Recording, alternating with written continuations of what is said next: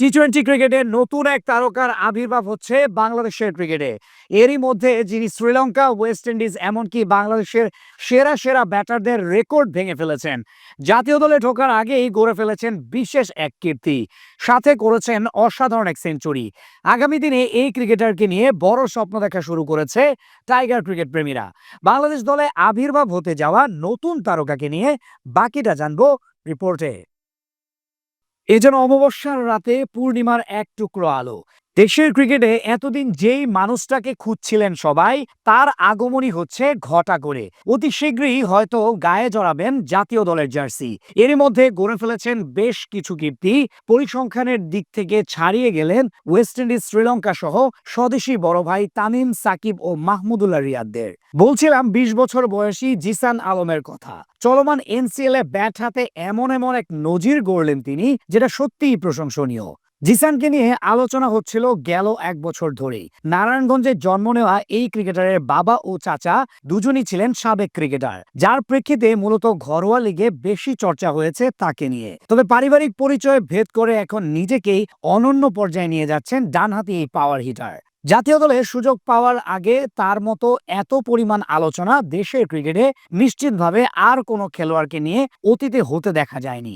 বয়সভিত্তিক পর্যায়ে দারুণ পারফর্ম করে আলো ছড়ানো এই ক্রিকেটার এবার বড়দের খেলায়ও প্রমাণ করেছেন শতভাগ। চলমান জাতীয় লিগের টি-টোয়েন্টি সংস্করণে ব্যাট হাতে নিজের সামর্থ্য দেখিয়েছেন ২০ বছর বয়সী এই ব্যাটার। এমনকি ছক্কার রেকর্ডও গড়ে ফেলেছেন তিনি।